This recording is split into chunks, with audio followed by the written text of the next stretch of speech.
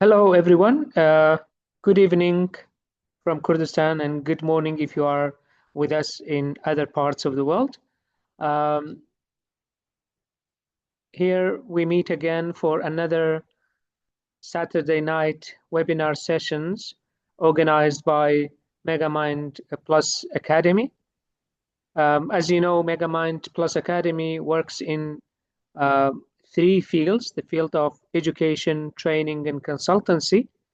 And in addition to these Saturday night webinars, we have also published some books in Kurdish translations, most of them or all of them in the education sector that I think previously you have seen the book covers and others. And we have also an online Kurdish dictionary called Zahar Dictionary, which is also online and free of charge. We have a very good and active YouTube channel where all the recordings and all the other products of Megamind Plus Academy are hosted there, again, free of charge. And for now, it has 270 different recordings and videos. We have also recently started a new channel in Kurdish for AI because we saw that it is necessary AI for teachers in Kurdish language, which is only focusing on how Kurdish speaking teachers can make use of AI for their everyday jobs, lesson planning, exams, assessment, and others. In the new year also, we have started summarizing books project, and until from the beginning of the new year until yesterday, which was Friday, we had 9 summary books or book summaries provided for our audience, and we intend to go up to the end of the year, hopefully with your support. And we are waiting for your feedback also on the nature of the books, on the other projects of the speakers that we have. We know that uh, we in Kurdistan region have some kind of shortage of resources and so far, and maybe lack of training opportunities.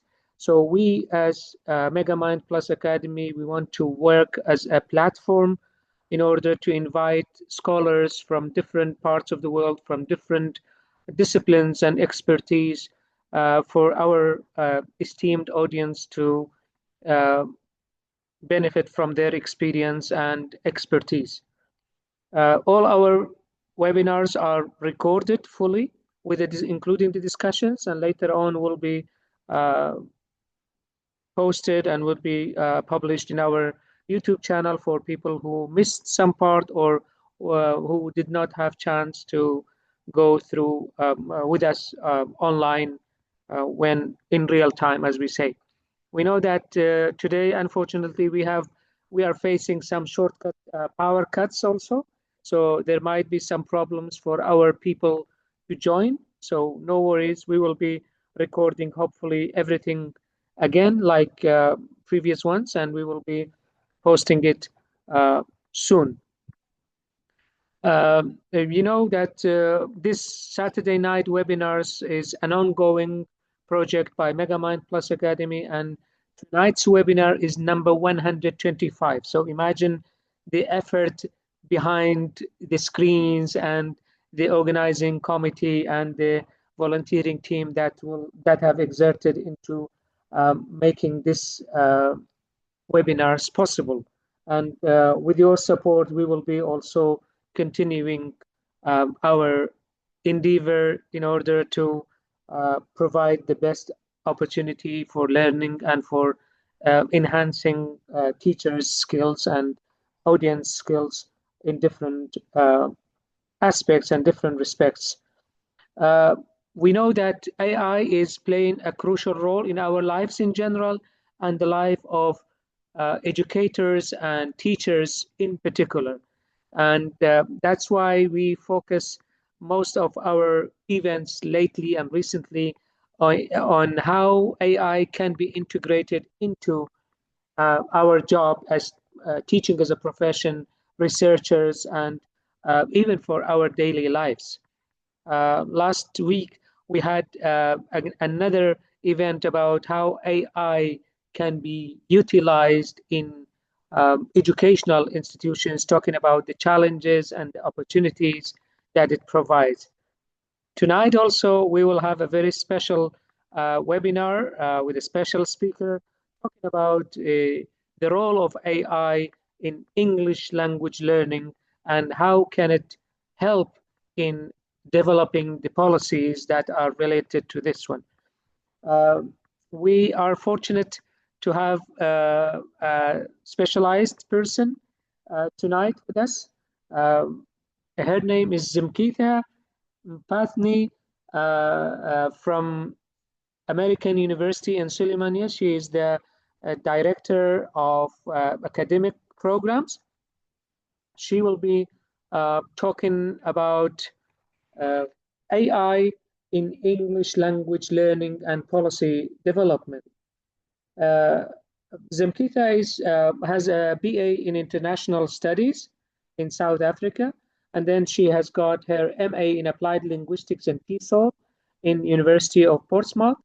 Then she has an MED in Higher and Tertiary Education from University of Highlands and Islands in Scotland. Her research interests are second language acquisition and translanguaging, accessible education and disability studies, and assistive technology for learners with disabilities.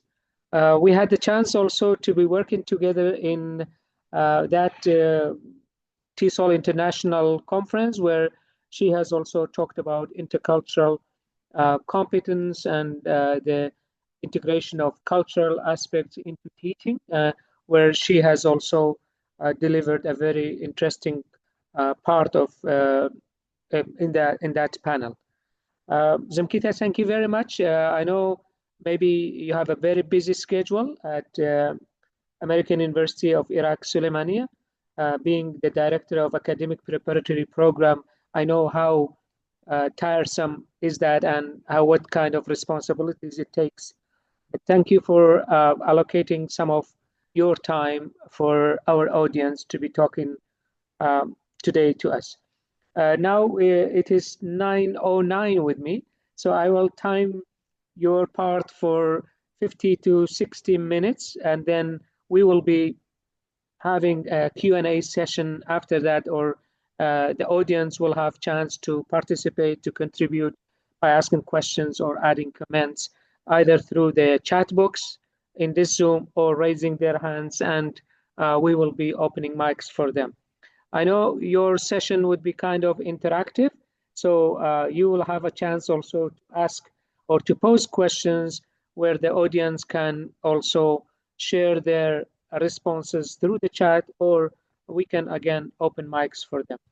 Zimketha, the floor is yours. Now you are the co-host.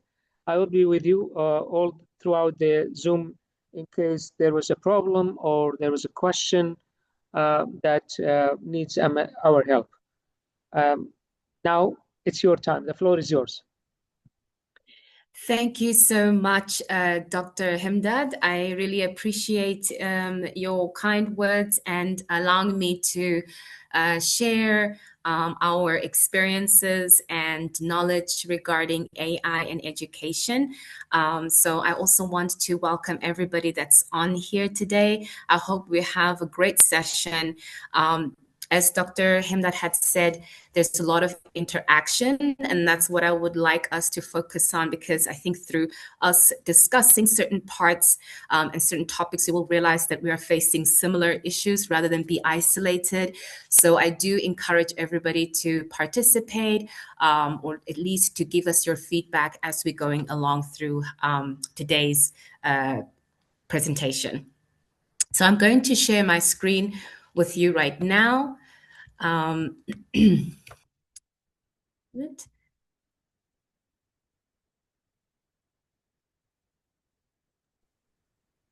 All right. So, as Dr. Himdat has introduced myself, I am Zimketha Mpantheni. I'm South African. I've been here in Kurdistan for about 13 years, primarily working at the American University of Iraq-Sulaimani. My background in education was in BA International Studies and Languages, with the hopes of eventually working in the Middle East. But somehow I started developing a great passion for English language and teaching. So I pursued my master's in applied linguistics in TESOL at the University of Portsmouth, and then also graduated with an MEd in higher and tertiary education and leadership from University of Highland Islands in Scotland. A lot of my research and a lot of my work is centered around, obviously, English language learning, specifically in my context right now, being in Kurdistan, being in Sulaimani. I work with students that are acquiring English as their second language. So a lot of my research goes around them, specifically in translanguaging. Also, recently, I've been focusing a lot on accessible education in terms of students with disabilities, such as hearing and visual disabilities, and how they can succeed in language learning in higher education, with a great focus on assistive technology for learners. And that's why this AI topic is quite passionate for me, because I think there's so much that we could do when it comes to learners with disabilities, and how they can also advance and we can experience equity.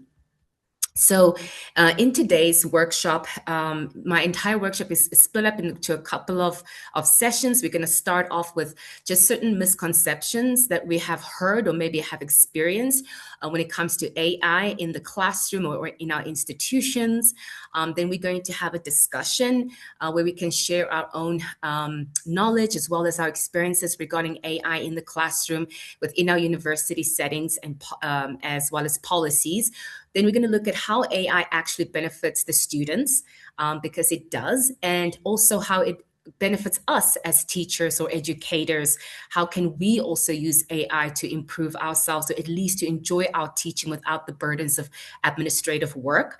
Then we're going to look at the drawbacks, such as the potential harms of AI, and the certain educational gaps, specifically in language when it comes to AI, which a lot of teachers have actually picked up on. And I would love to hear your feedback on what educational gaps you have experienced in the classroom, specifically with English language learning.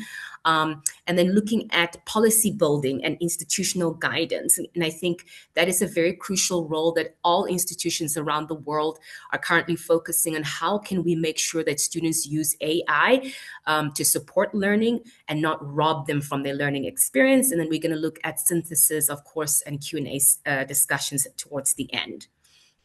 So to start off this workshop today, there's obviously this misconception, and please, I'd like to hear from you as well.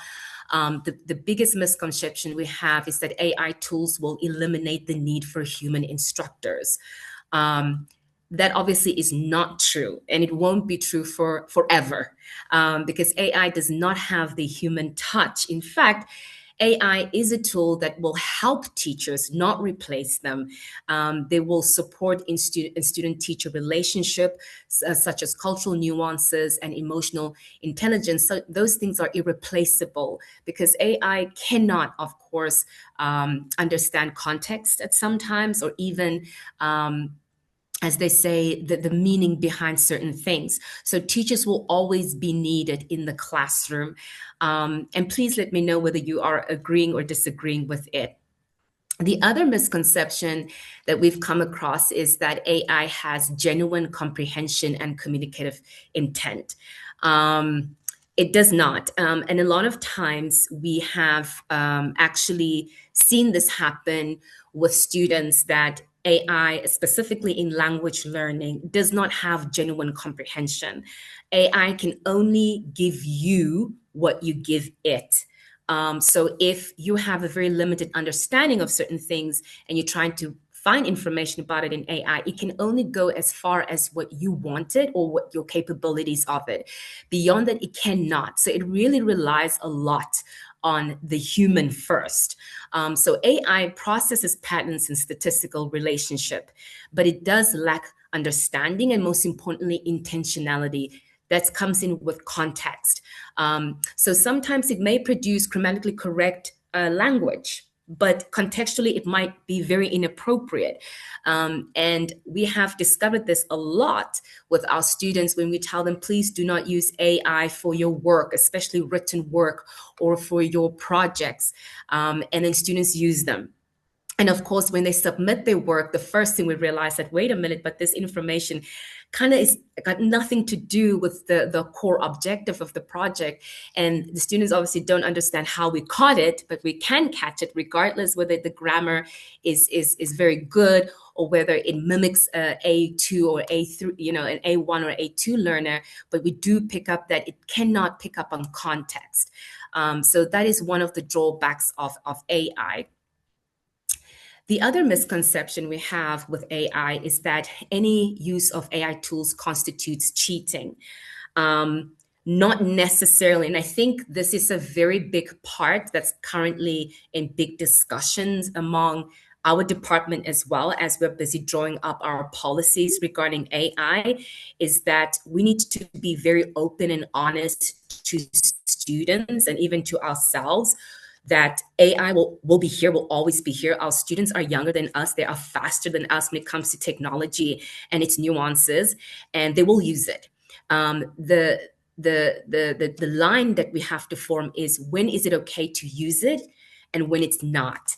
And so AI, for example, does not necessarily mean academic dishonesty.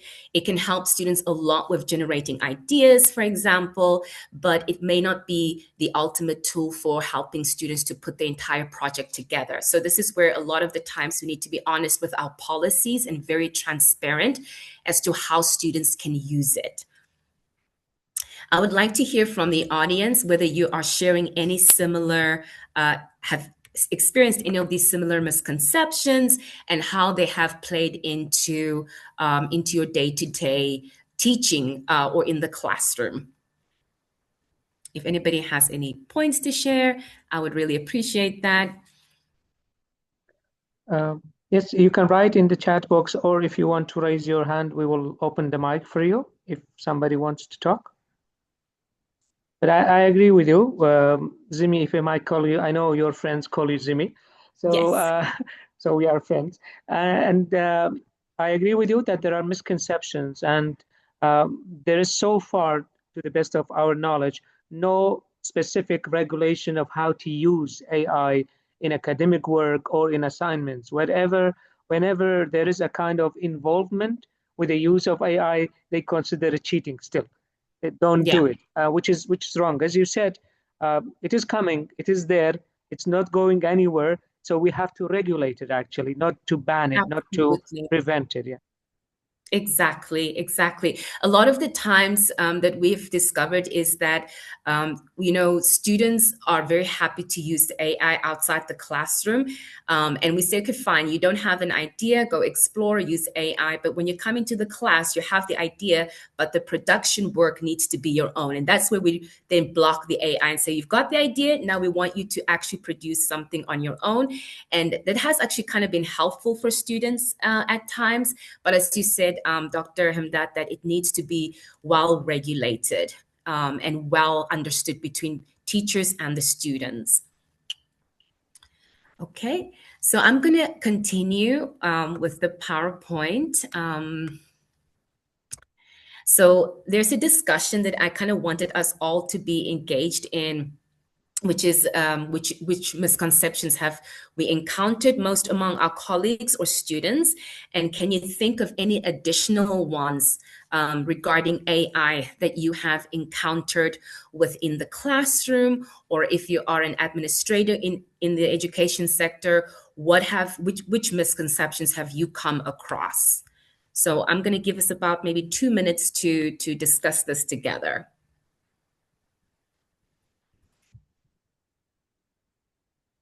Yes, if anybody wants to say anything about that, please, you can raise your hand or you can write it in the chat box. I see very good friends and teachers at the universities here, and I'm sure they had similar concerns and misconceptions. So, Doctor, we do have one question here. It Yes. says, why do university professors see AI as a revolution against the process of teaching? Teaching. Yes. Good. Kak Hemen Surchi is posing this question. We will be addressing that maybe. Let's give Yes. some more time for our audience. I Okay. also been teaching at the university, so I will share my experience maybe with that. When our students are asked to prepare graduation projects, actually, when they submit it, they even um, they don't know that the teachers also know how to use AI. So they might be submitting something even without changing any Anything. formatting, any, I mean, font size, some bullets, some structure. I think if you are into AI, you know exactly what kind of vocabularies, what kind of structure, what kind of style of organization is used. So we don't say don't use AI, but use it responsibly and use it where you are allowed to, and more importantly, say that you have used it for this purpose. State where have you used it. Is it, have you used it, as you said, for brainstorming? Have you used Mhm. it for literature review? Have you used it for summarizing? For what purpose have you used AI? I think it is the role of universities and Yes. institutions to come up with some kind of guidelines of how to use it, where to use it, and then how to uh, cite it actually. I also would like to further add to what Dr. Hamdad has said is that I guess the revolution is that it's more for us, or what I've observed in the learning. I think at times teachers, they feel like they may be hopeless because of the fact that AI is so widely available, and our students are so tech savvy. I mean, right now in my classes, I barely have a student sitting down with a notebook and a pen. Everybody's coming in with some form of technology. So in that sense, it feels like at times you, as the instructor, all parts of your teaching just gets taken away. But I think we should not be hopeless. I think working with AI, and showing students how it can be very useful even in classroom teaching, it will set a precedence of how we use it and how we don't let it take away our talents or even our knowledge of teaching. In that way, it can also translate to students the same, that it's not here to replace me as a faculty, but here to enhance our education and our learning abilities. True. Okay. All right. I will continue then, Doctor, to the next slide. So there are some benefits, obviously, with AI when it comes to students. Obviously, for students, there's a lot of benefits in there, but please do not take them as like the cornerstones. Um, there's a lot going to happen. I think as we are all navigating through AI, we will start realizing that there are some gaps as well. So, a part in which we will address a bit later on. But the first thing is that, yeah, there are benefits. That's true. Okay. One of the benefits of AI is that it helps students, or it helps to give students their individuality in terms of their pace and style. So we know that we have a diverse group of students. Not everybody is learning the same. Some students need time, and AI can be an amazing tool to help those students that are struggling, or that need extra practicing at home. So things like certain chatbots are amazing for vocabulary building. They are really good to help students with revising information. A lot of the times when we do revision for exams, AI is amazing, where a teacher can actually give AI all the objectives, or the student learning outcomes and say, hey, this is what we've done. How can you scaffold this to help students go home and practice? And that would be such a beneficial tool. It does not take the learning away from the students. It also doesn't take the teaching opportunity. In fact, it extends the teaching opportunity beyond the classroom space. So the other thing is that AI gives instant feedback in terms of correcting of grammar, pronunciation, and vocabulary. So we know at times some of our classes are incredibly large. We have classes of 40 plus students. How do you give everybody feedback? How do you grade every single quiz to make sure that the students have their feedback? You can't. It's humanly impossible, especially when you have a semester of over 4 different sections and each section has 40 students. It's very difficult. In this sense, AI can actually help give students the immediate feedback that they need in terms of pronunciation, grammar, of course, and the usage of certain vocabulary in particular contexts. Also, AI allows students to have a bit more flexibility with their scheduling. So, like I mentioned before, the students that do not have or they are struggling to get the concepts immediately within class time, AI can provide that additional support outside the classroom time. That has been very useful, especially when it is guided by the instructor. So what we've had is that certain instructors would give students particular chatbots and say, hey, use this particular chat box or use this particular AI tool. It's really helpful when it comes to reading or to identify parts of speech. And that has been very useful. But then again, it needs the faculty's or the teacher's support and guidance. And such as those tools that we've used, Grammarly, obviously for writing, we're not so big on Grammarly, but we do like ChatGPT. Duolingo has been great as well. And they've really helped students build their confidence learning outside the classroom. And I've also added a couple of parts from different research that I have read regarding the students and their learning outcomes when it comes to AI. In recent studies, it has mentioned that when it comes to English as a second language, AI has been incredibly supportive. But please note that only certain languages have been really useful with AI. There are certain languages around the world that is not the case, and which we're going to explore in a bit as well. And also AI has, learners using AI can help self-regulate. They have been able to demonstrate a significant improvement in their vocabulary acquisition and reducing learning anxiety compared to students that did not use AI.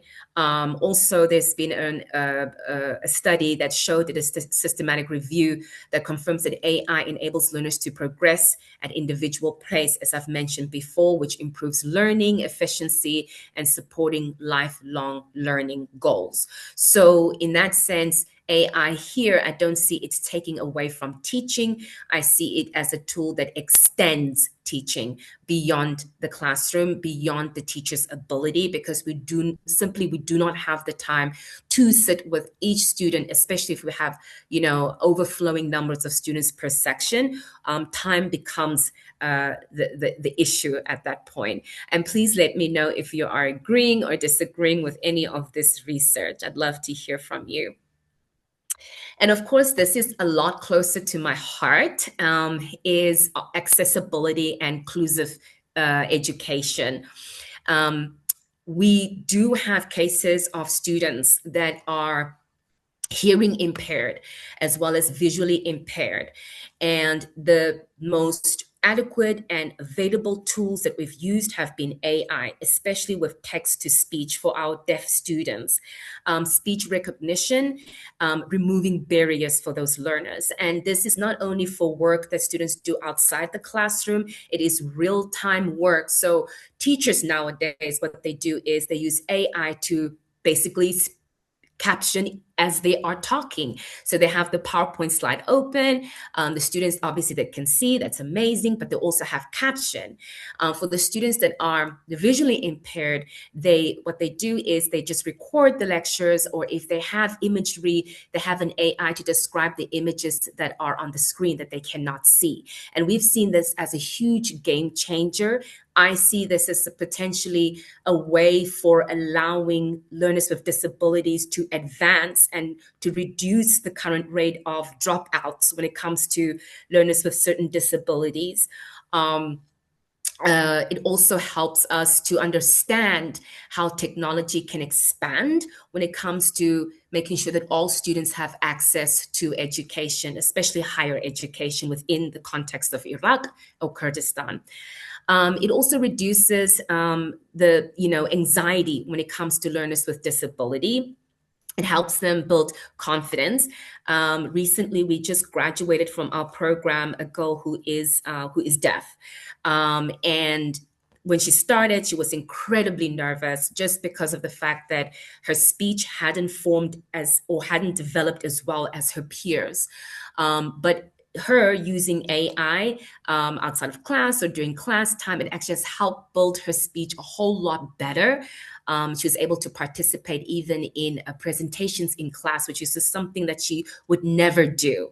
So in that sense, AI has helped a student who would have in other ways been left behind in education. It has helped her to also catch up with her fellow peers.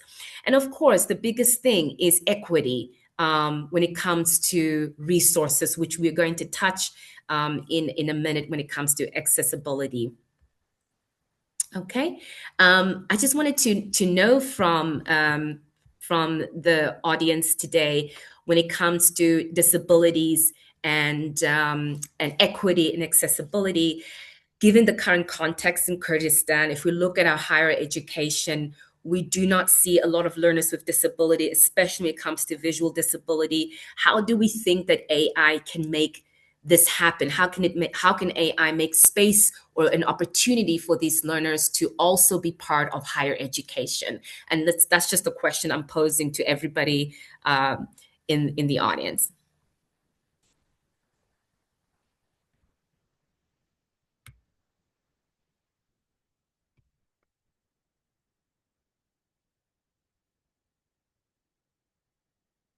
Uh, if anybody has anything to say, you can raise your hand in the icon or write your views in the chat box also. Okay.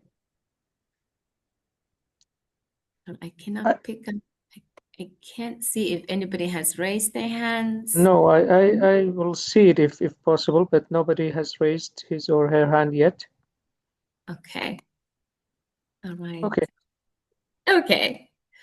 All right. Definitely disabilities. I mean, AI has done a lot of good and it has several positive aspects. One of them is to add a kind of more opportunities for people with disabilities to have access to that. But maybe unfortunately in the universities of Kurdistan so far, little use has been made for these things, but it's coming and it's in Yeah. the way. And if only one good aspect of AI could be taken seriously is from that part of how can AI assist people with disabilities, because we know the environment, the infrastructure, the programs, the syllabus, and several the layout of the classes has been hindering Mhm. people with special needs, disabilities of different kinds to join several programs. Actually, we have seen very limited number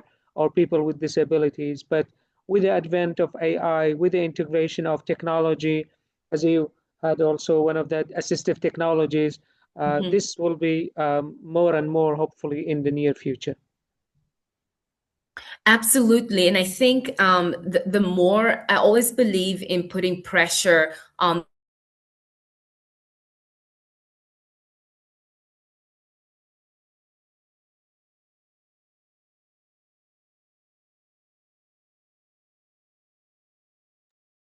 Uh, Sorry, Zimketha, we lost your sound.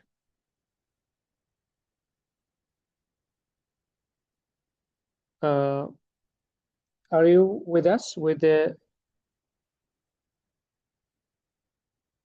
lost your sound, Jimmy. I hope you didn't have any power cut. I will also make your phone as, yeah, you are back now.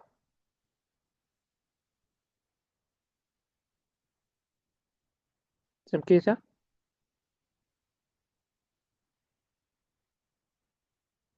I don't know, maybe she has faced some power cut because she had problems with this, and this problem is throughout Kurdistan region. You are still the co-host. Very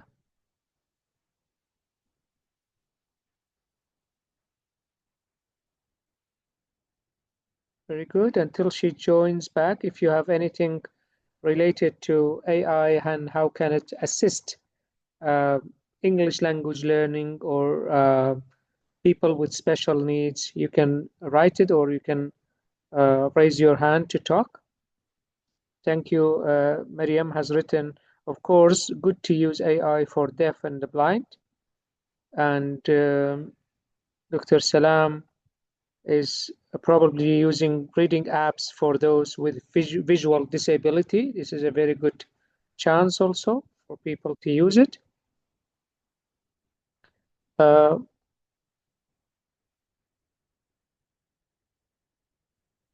okay, until Zimi comes back to the session. Yes, Ocon, thank you very much for joining. Uh, Ocon is the TESOL president elect, right? Or are you president now? no, I'll be president next month. Next Still month, hopefully. elect. Thank you very much. Yeah. Ocon is with us. He is the TESOL international president elect starting March or end of March. Thank you for joining us. Yeah, I just want to fill in the gap until we get Zimketha back. Thank Oh, you. she's back. I'm back. Okay. No, just say You it, carry please. on. I Carry know on. your 2-year little will be shouting, but no worries. That's fine. Welcome back, Zimketha. Yeah. Thank you, Dr. Okon. All right, I apologize for that. No Internet problem. seems to be a problem now due to the current situation. So I'm Yeah. going to continue sharing my slides. Yes, Okay. please. All right. Some people have written in the chat also. Mariam says, of course, good to use AI for the deaf and the blind. Dr. Salam says, probably using reading apps for those with visual disability. And Yes. Mamusta between some robots will be generated for helping disabled people also. Yes, absolutely, absolutely.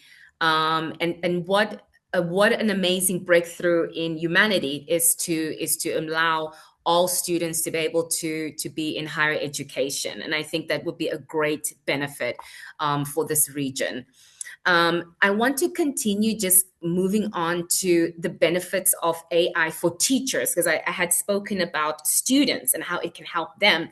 But for us as teachers, there's a lot of benefits when it comes to AI. One of the things that a lot of my faculty have told me is that number one, AI helps them to cut down on the grading. We all love teaching. We all like creating the assessment, the exams, the quizzes, but when it comes to the grading, that's where it, takes a lot of our time. And AI can help grade assignments, essay, quizzes automatically. But of course, this goes back to equity. If you have the technology infrastructure and resources available to generate an assignment online, then of course AI would be very useful. If you do not have that and everything is by hand, then it's not much of a benefit. You, as the instructor, would still need to go in there and grade that. Another thing is that AI is very Zim, I good. think we are not seeing your slides if you don't You're mind. not seeing them? Yeah. Okay, hold on. Let me just try and share it again.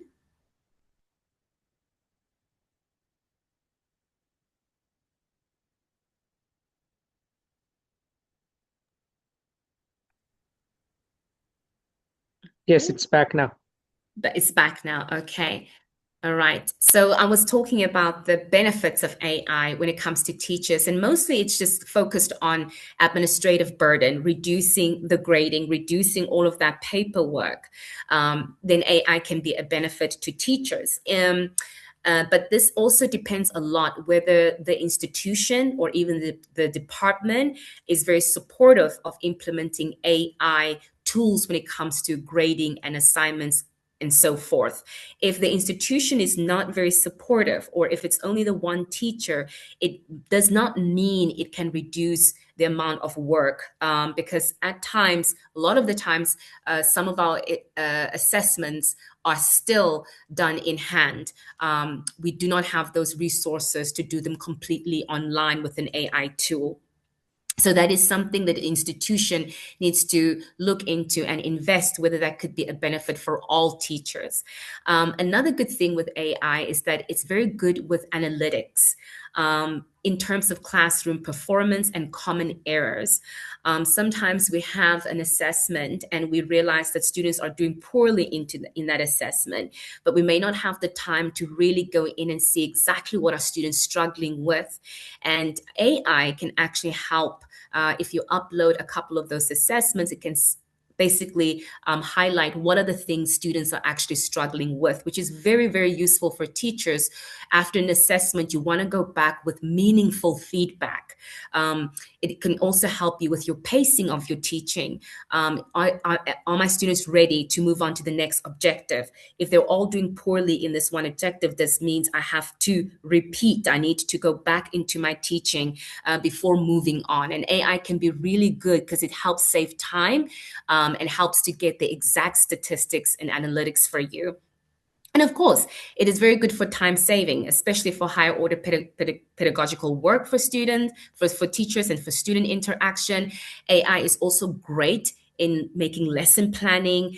A lot of the times we keep saying our focus is communicative learning, or our focus is student-centered learning. I'm speaking specifically from my department, from a liberal arts university. Everything is student-centered. And at times you have an objective, whether it's a grammar objective or a listening objective, you're not sure how this can be student-centered, and AI can build those lesson plans to elicit student-centered activities. Because I know sometimes in the middle of the semester, we get tired, we get overwhelmed, we don't have the best of ideas at a particular time, and AI can put together your lesson plan.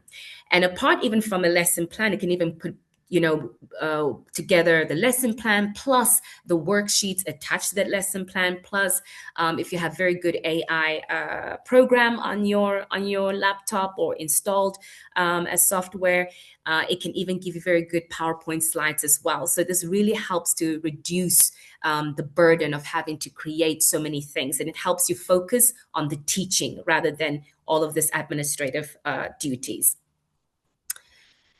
All right. And also the benefits when it comes to teacher is that it helps to diversify instruction for diverse learners and needs. And that is always the biggest thing. I had a meeting with one teacher in the class, and his biggest thing for him was, Zim, I have one student who is at this level, and I have another student who is at a completely different level, but they're both in the same class. So they are representing 2 or 3 groups of abilities in the class. How do I make my lesson fit all of those students, be beneficial for all of them, so that the kid that is high achieving doesn't get bored or discouraged or diverge somewhere else, while obviously there's a focus on the student that's performing at the lower end. And AI can help merge those. It can help you find ways and paths to extend your teaching so that you can help each student in the class, or at least touch each student in the class when it comes to new grammar concepts, vocabulary, specifically in things such as reading and writing. How do you, look at a lecture where it's suitable for one particular learner's abilities versus another learner's abilities? So AI is really good at helping teachers come up with lesson plans that are very diverse. And also, it helps to identify student weaknesses for targeted intervention. And of course, as I mentioned before, when it comes to lesson creation, AI is very good at helping you get all of that work done, such as assessments or making material that is meaningful. That is the hardest part. I remember before AI, we would try to find material online. You would find something really good, but parts of it did not fit the context of your students. And if you have AI, you can actually feed it the context of what you need, and it can generate something that is meaningful towards your students.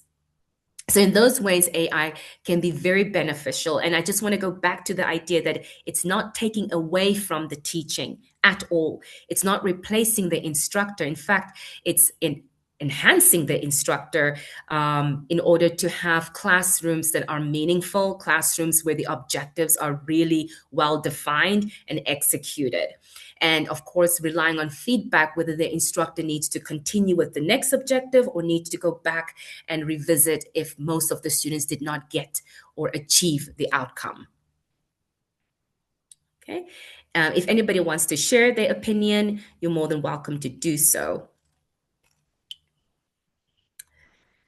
I do have one discussion that I'd like to pose with everybody. This one basically says, which benefits resonate most with you in terms of your teaching context? The benefits that I have listed before. If there's a specific challenge that AI could address, what barriers might prevent you from implementing AI or these benefits in your settings?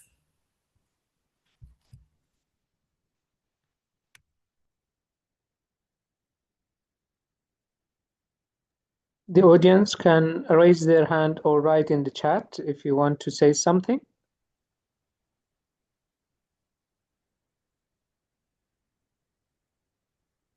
No?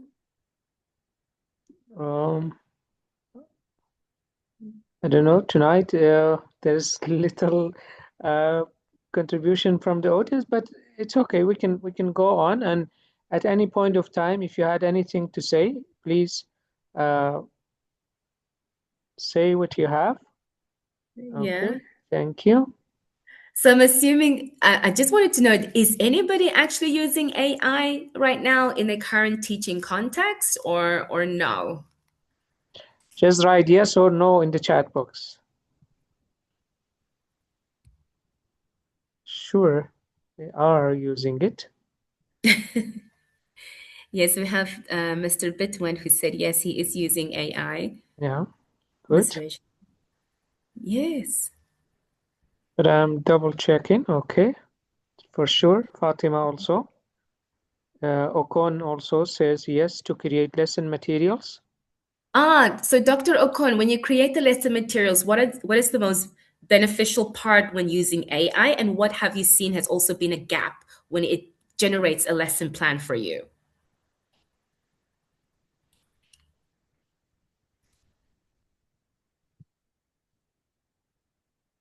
I don't know if he has heard you, but we can open the mic for anyone who wants to say something. Okay. All right. I think I even have one faculty from AUIS on here. Dr. Shaheen is also on here. Yes, Okon. Yeah, okay. Sorry, the host muted me, so I'm back. To answer that question by Zimketha, the benefit I have is that when I take the materials to class, I tell the students, this is AI generated. It is not original. It's not from me. So, and again, you can do the same thing. You can now modify this, share the source, and then you can modify it to suit your own level of understanding. So that's one clear benefit of using AI to create materials. So it's not like magic in the class. Okay. Has it Very always good. generated material for you that you felt like, oh, this is 100% what I'm looking for? Or do you always feel like, oh, you had to adjust or, remove certain things?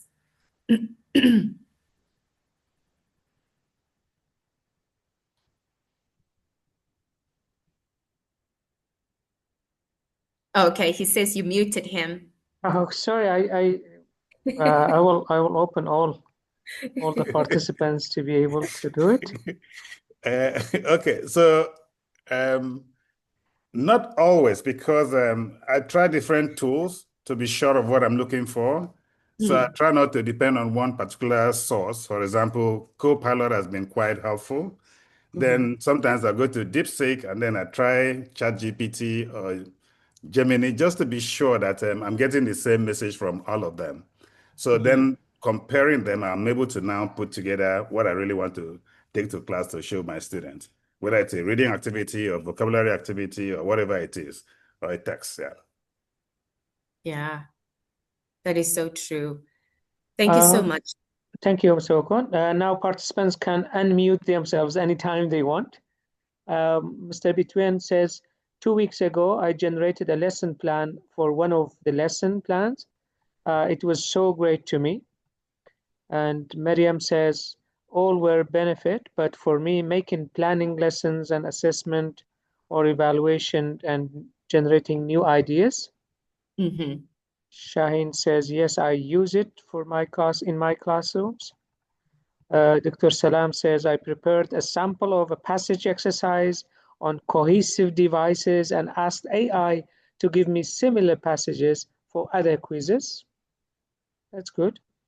That's very good. That's very, very good. I'm teaching right now also the upper level students, and I created a quiz, and I wanted multiple versions of that quiz to fit, still the same context, still the same objective, but I wanted it to be more diverse, and AI was able to do that for me. In the past, I would have to sit down there and create multiple versions, and within 10 minutes, AI was able to create that. Of course, I had to go back in and delete or edit or mix, remove some things that I felt like maybe my students might not know. But in terms of the labor, it definitely cut that, by 80%. So I can totally agree with Dr. Salem. Okay, so I will continue because I realize that we are a little bit time. We don't have much time left. Okay, so I'll go on. I want to touch. I think the screen is not. Yeah, now it's back. Okay, great. So what I want to just kind of talk about the harms of AI. So we talked about the benefits of AI, but we have to be honest, as I said before, is that there are some harms. One of the things is inequality. Okay, it's inequality. It's unfortunate. Some of us can afford AI tools that are expensive, that we pay for, and that can give us the best of the best, and others cannot. And I think that is where teachers need to step in and say, when is it allowed to use AI? When is it not allowed to? So that there is some equality and equity among the students. Now, if we take it a little bit further, we can also look at institutions. Some institutions are well-resourced. They have the finances to install these programs so that everybody can use them, and other institutions simply do not. And that is a huge thing where we need to start to decide how can we ensure that at least basic AI tools are available for all institutions, so that everybody is at the same playing field. When it comes to language learning, one of the harms of AI is that it reduces authenticity in language. So especially with students, if they focus so much or they overuse AI so much, they may actually decrease their ability of being a little bit more creative in themselves and in their own language as well, and their own language development. So AI can interfere with that. At times that we've noticed is that when it's in class, you ask a question, sometimes students are simply not responding. And then when I say to them, okay, fine, use your phones, you can now go find the answer, and immediately everybody has an answer. That is a huge gap. That means students need to build more confidence in their own learning rather than over-relying on AI in their language development. And of course, AI can be inaccurate. We've seen that many times, especially when it comes to research. Sometimes AI makes up its own research, or it it confuses some research. And that's where we often catch the students when it comes to using AI. So we need to also be aware that though it is a bot, it can also give you inaccurate information or just completely misinformation. Okay. And privacy and data concern. Okay, so students' language data, personal information, their learning patterns are collected and stored. And it's very unclear in terms of governance how much is used, or whether it's always private, or is it used for other things. So that is another thing when it comes to AI, but I don't think necessarily students care so much about that. Whereas in maybe us as teachers, us as institutions, we do. We care about the privacy and data that is captured by AI. Okay. And I kind of want to move towards institutional policy that matters. And, to be honest, I wanted to ask whether all institutions have started making policies regarding AI, and how much that has progressed. In my department, we have recently reviewed our academic honesty policy, and AI is nowhere to be found. So right now the teachers are we are looking at our policy again and trying to figure out a way of making a policy that is across the board regarding AI and how students can use it, when they're getting penalized for it, etc. So we know that policies are important because they prevent chaos, especially when the use of AI is inconsistent and potentially harmful. We know that we need policy to shield students, teachers, institutions from liability and misuse of information that's not correct or misrepresented. We know that policy is important when we want to guarantee fair access and ethical use across all student population. Again, this goes back to resources, and then also create consensus on what constitutes acceptable and encouraged practices within AI. All right, so these cues that I have put up here is what we are basically right now doing in our institution in drafting an AI policy. Okay, so the first thing we did was we looked at our current policy, and we realized the gap is we don't have any clear language when it comes to what do we consider is AI, so the definition of it, and how it can be used, and when it should not be used. So the first step is to have a clear distinction between legitimate learning use and academic dishonesty. That's number one. The second part is acceptable practices. When are students allowed to use it? Are they allowed to use it when they're practicing work, brainstorming, editing support, concept exploration? Is this all tied before an official document is submitted? Is it okay to use it inside the classroom? Is it okay for them to use it outside the classroom? So we need to establish when is it acceptable, because we cannot tell students absolutely no, because then we're living in a dream world where we believe they will not use it. We know they will, but we need to give them the parameters of when they can actually use it. And then the third part is the prohibition. We have all decided that students cannot submit AI-generated work as their own, and using AI to avoid learning. They cannot use AI for translation, for example. They're not allowed to use that at all. And what would the penalty be when they use it? As Dr. Okon even mentioned, you need to state, sometimes students are submitting something where they've used AI. We're asking them to clearly state that. Tell us if you've used it and how much, which portions of your assignment was generated by AI and which ones were not. And teachers are currently, right now in the curriculum committee, they have edited it, they put it together, they're going to release it to the teachers to agree or disagree with this policy. And in turn, students are also going to participate in that dialogue. And I know it sounds very strange, but actually having students participate makes the policy a lot more easier for them to digest. It makes you look less of a police person. It makes them feel that they're part of the decision making. So one part we're involving teachers, the other part we're also involving students so that they understand when is it acceptable for them, when it's not acceptable. And of course, at the end, we issue out a policy that applies both to students and teachers, and a bigger policy that applies also to the whole institution. So I wanted to actually know whether any of your institutions are currently in the process or have established fine policies and steps when it comes to the use of AI, or is everybody still in the process of developing a coherent and cohesive policy to do so in the future? Participants can unmute, they are unmuted, so they can talk if they have anything. We at Salahuddin University, especially in Zanko Journal for Human Sciences, we have some kind of regulation. It's not finalized yet, but we have identified a specific rate where it is possible to use in academic research, and we agreed on 10% only. If it is more than that, then it will be rejected actually. That's brilliant. 10%, and they have to state it where. But in the central government in Baghdad, I know that it is 25%, which is too much to be allowed to use in academic work, in academic papers. Yeah. But we at Salahuddin University, we agreed for the first to be 10% maximum.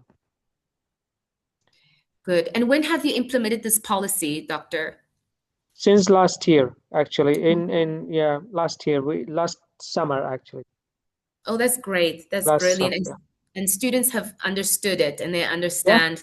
Yeah, because we have rejected some papers just because of that one. And we have plagiarism checks, and we have AI detectors also. Yes. So plagiarism checks is usually around, we call it similarity index, around 20% overall. But AI detection, it should be less than 10%. Yeah, that's good. Thank you so much for that feedback. We do have one Dr. Hemon mentioned here.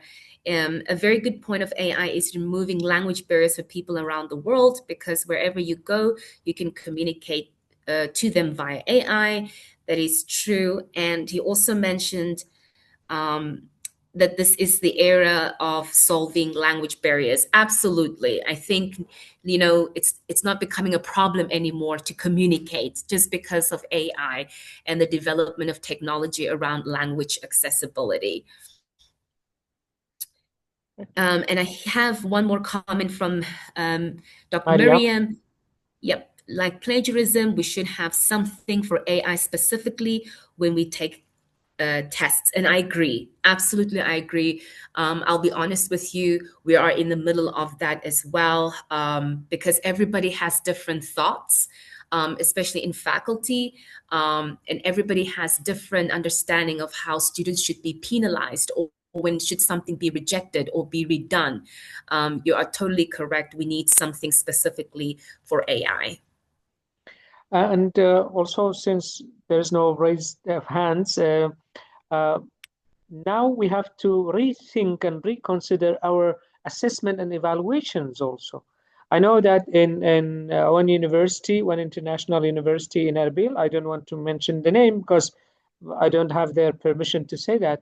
But for example, when a student, an MA student, submits his thesis for defense, for Viva, they will test the student prior to that, just because of being afraid whether it is AI generated or not, just to test his knowledge in writing prior to the Viva, asking some questions about that thesis actually they have submitted. So maybe reconsideration of the assessment rubrics also will be one way.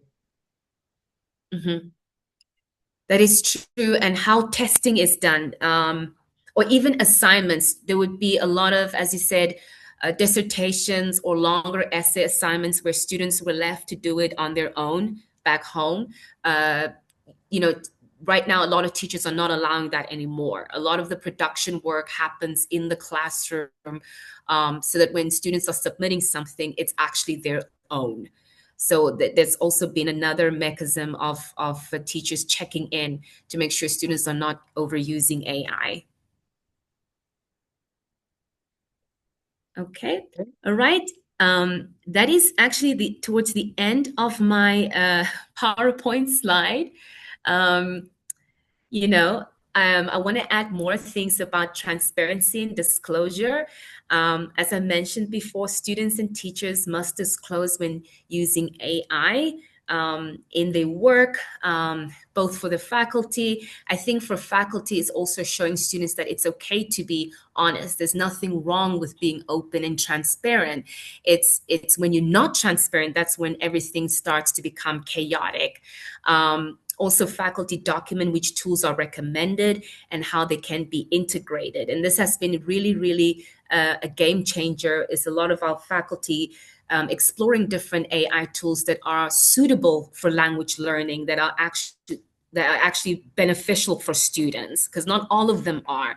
And as also Dr. Okan said, checking at different AI tools to see if they're actually accurate when it comes to grammar building or vocabulary building.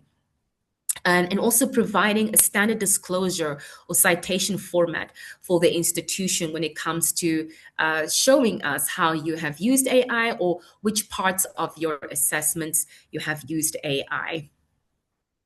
Okay. I think it's towards the end and I don't want to take everybody's time, but I want to just say one more thing about implementing steps for policy is that one of the things, and I read this also through Harvard and what Harvard University have been recently doing, so I'm assuming that these are the best practices in America as well, is that most institutions have formed a committee that comprises of faculty, admin, and students when it comes to policy development for AI in particular. There's also been surveys of what AI tools are already being used for informally. And in that part is to also do a best practice research from peer institution and drafting appropriate guidelines that fit your context. Because sometimes policies that one university has might not be useful for our university. And that's important to make sure that your policies fit best with your student population and with your administration. And also to pilot any type of AI policy, see how it works, see whether faculty are agreeing with it, see where the gaps are and addressing those gaps, coming back to those policies and rewriting them or updating them.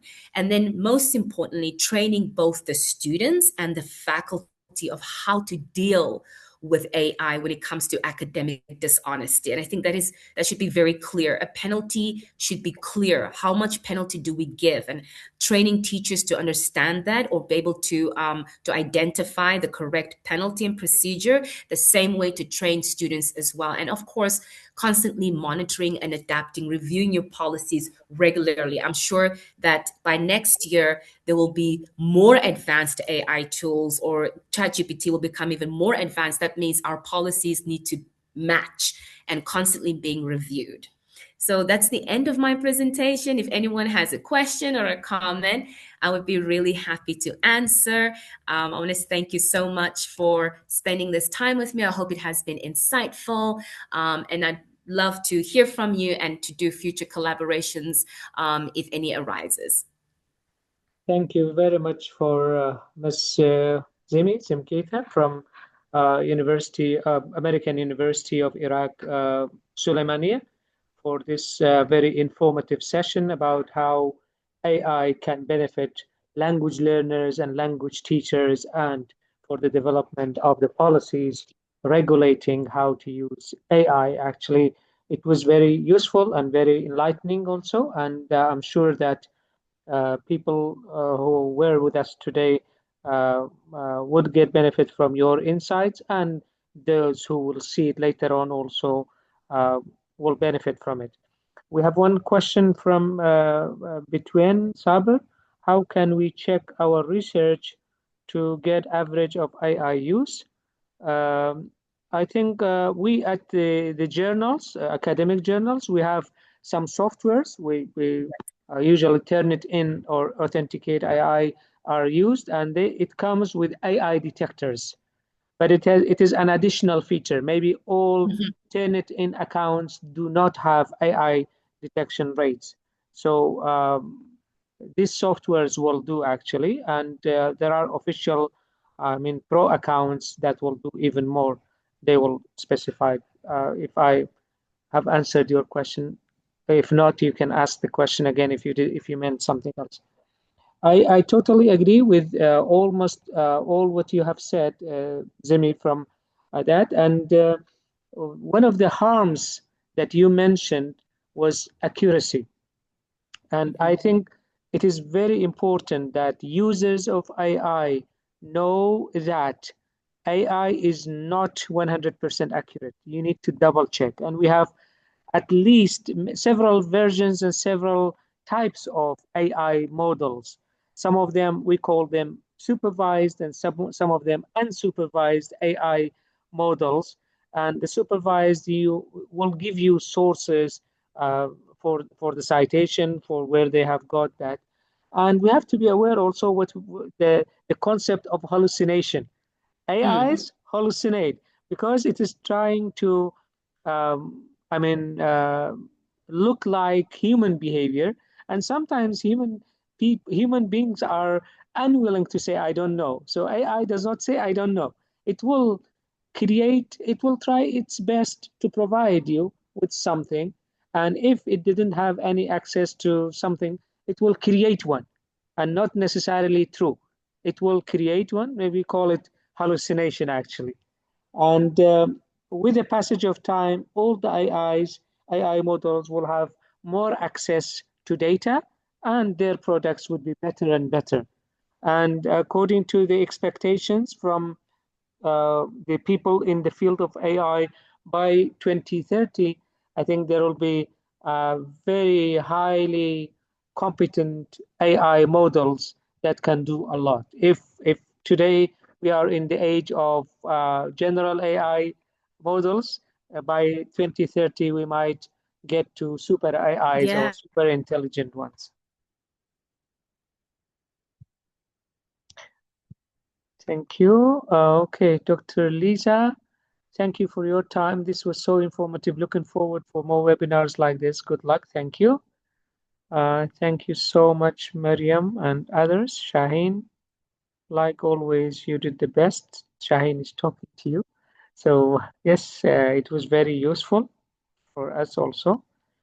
When I use AI, I will use more than 2 or 3 AIs like Gemini, ChatGPT, Perplexity, POE, DeepSeek, but I think one is not helping alone. That's between again. And that's one way also to double check the information that you don't depend only on one AI model for all your jobs, because some AI softwares or models are good at one point and they are not very accurate in others. Yes. That's Sorry, how. Doctor, I wanted to add one thing that I remember when AI came out the first time a couple of years ago, and the detective systems such as Turnitin, they weren't so good, but they have actually improved a lot. They even have detective systems where it tells you someone using it's called humanized AI. Yeah, So they take something from AI and they try to humanize it, trying to make it more as if a human had written it, and it can detect that even. So, I mean, the systems that are available are quite good, and they're trying to keep up with the evolution of AI. I think the bigger issue is the accessibility. Some institutions simply cannot afford it, or it should be something that is important in the budget of each institution to have these type of tools. So, for the sake of academic dishonesty and plagiarism, integrity, of course. that's right. And also, I think some universities abroad have specified special AI models that their students can use. So I know some universities prefer, for example, Copilot, while others prefer Perplexity for their Yes, jobs, and they allow it to a certain extent. agree. Yeah, I think that is true. Shamal has written that he cannot unmute. Okay, now Mr. Shamal. Oh, Yes, I yes, think. please. Oh, thank you, Professor Imdad. Thank you for the professor for a nice presentation. Actually, although I missed a lot of it, I could not attend. I just attend the second part. Thank you very much.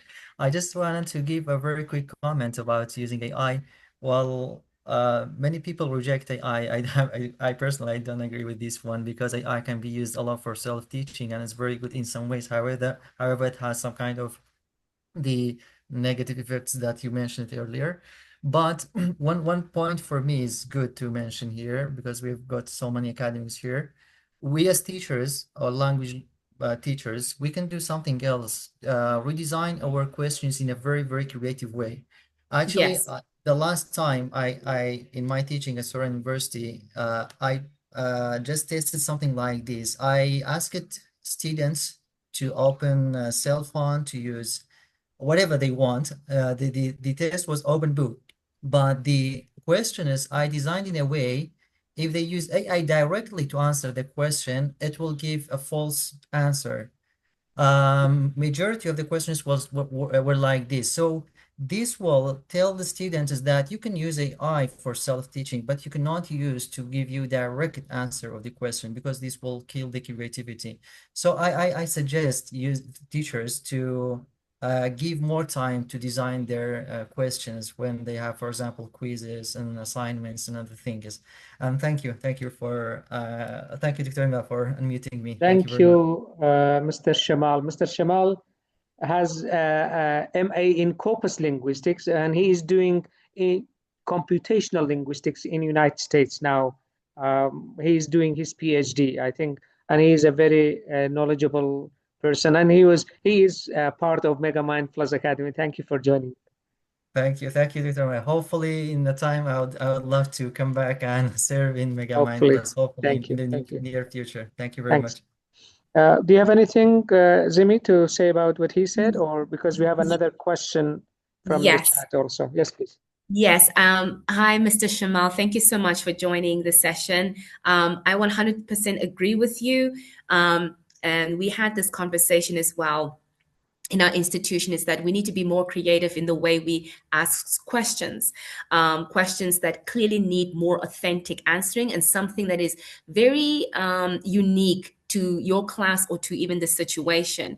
That actually helps eliminate AI, or at least students are then forced to use their knowledge that they've landed in class, because AI cannot give context very well. We know that. It's been very evident. It can generate some language for you, but it cannot generate in the right context. And so we make sure that our questions, whether it's reading, vocabulary, or even grammar, it's very context-based, so that students actually have to go and do the work and pay attention in class rather than asking AI. And I do like your idea of phrasing the questions in such a way that AI would give them the wrong answer. That's also a very creative way of making students actually read the question again and give their own input.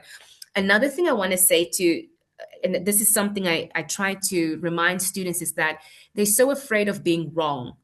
So the whole idea is error. There's this huge fear of, if I get this wrong, it's a zero. And I tell them, no, it's okay to be wrong, because from the wrong, you will learn. I'd rather have you give me something that's wrong, that is your own, that's your work, it's you, rather than giving me something that is so amazingly written, but it's got nothing to do with you and you did not learn anything. So I think also encouraging students that, hey, it's okay to be wrong. You're supposed to get some things wrong. You are in the learning class. If you were all getting it right, you wouldn't be in this class in the first place. It's okay. We're all here for learning. And I think that helps them to reduce the anxiety and to trust themselves a little bit more, rather than quickly grabbing an AI to do the work for them. That's right. 100%. Dr. Lisa? Yes, please. Yeah, can I add some point for what? Yeah, just introduce yourself, because we don't see your name. Just introduce. Schler. Yes, Mama Schler. Yes, please. Actually, it's really a good idea to have a unique question for your students, but such unique questions cannot be found out for every level of students, because if you have very low level students, you cannot make questions like this because their level, their ability is very restricted, and you have to test them in a certain in some certain way, which is very limited. And therefore, I think if we have a technique which is, for example, if you send, before coming to the class, you sent a video for how to perform it, how to prepare it, and then you ask the students to perform it inside a class, whatever they have. Because especially this is useful for lower level students, because they don't need a long time to write down or to do their assignments. So we can just change it this way. So you are more sure about their ability and performance. Thank you very much. Yes. Thank you so much. I think that is what Miss, I think it's Miss Shalad. Yes, Yes. Shalad. Hi, Miss Shalad. I think what you've mentioned there, it reminds me so much of the flipped classroom method, where you're right, where students yes, that's right. The production work or the presentation, everything happens in the class in front of you, so that you have a better understanding of really how well they do. And you're right, it is much better for lower language learners who may not be so confident or have the ability to do more complex tasks as higher level students. Yep. That's right. We have a question from Dr. Lisa. I want to ask if you think that a revolution of AI needs some research about legislative intervention, especially that AI is not a human being. Do you encourage law researchers for this? Should I? Yes, if that question is for you, I think. Oh yeah, for me. Oh, that is such a Hi, Dr. Lisa. Law is not in my field, but it is a very interesting question. So let me just read it again. I wanted to ask if you think that revolution of AI needs some researchers about legislative intervention, especially that AI is not a human being. Do you encourage law researchers for this? Do you mean intervention as in AI being the one to intervene, or us creating policies and research against AI intervention? Sorry, I'm not clear with your question. Okay, Dr. Lisa, if you want to talk, you can speak up, or you can explain your question further. We have Mr. Bitwen talking about his experience. I have condensed an entire grade 12 English lesson into a 3-minute, 40-second AI-generated video. The students were absolutely amazed by this innovative way of learning. It was about Erbil Citadel, but he says, I used 6 AI models to get the best, which is a very good way, actually. Yes. And Dr. Lisa says, I meant policies, exactly. I think when it comes to, so I'm going to be very honest with you. When it comes to law, it's not my area. So my expertise are a bit limited when it comes to law. A lot of the time, I've seen this trend, or I've seen this happening in America regarding AI. I think human beings need to put human first when it comes to law creation. And I think AI, again, we feed it. It cannot come with it on its own. So I think that the human intervention is the most important, to feed it to AI to create better legislation. Now, I've also heard that the AI that will be coming out soon will, the biggest nightmare about AI is that they will be able to govern themselves, which I don't think it's possible, but apparently it can. And I think that is why it's important to have humans intervene in certain things, and not to govern AI, not AI being able to govern itself or generate policies. So definitely human research is needed for that.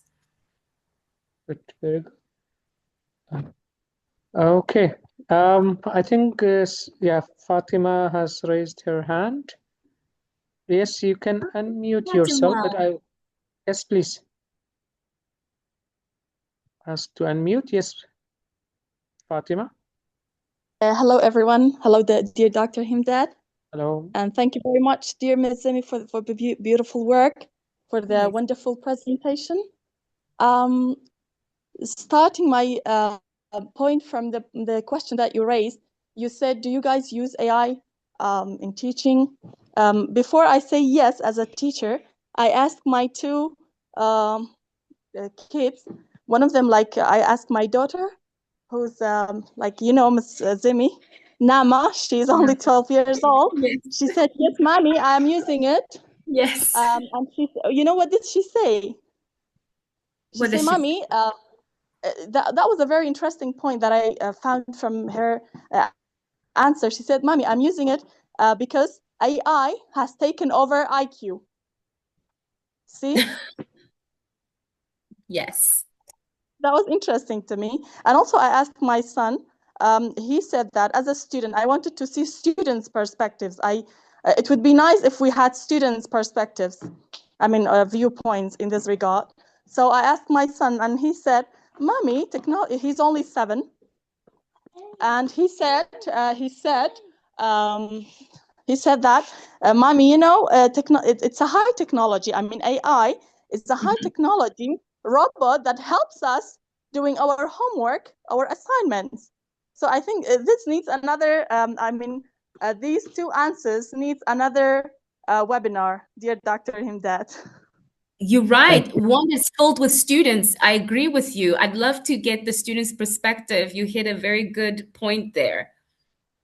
Thank you very much, dear all. And thank you very much again, dear Dr. Himdad and Ms. Zimi. And thank you very much. All I wanted to say is we as teachers, we should be very aware of using AI with our own human touch. I mean, sure, to make it original, but which kind of original? What does authentic mean in regard of using AI? I mean, it's different, but having our human touch makes it more original. Thank you very much. Thank you, Fatima. Good to hear from you. Thank you. And with very good insights about that. Thank you.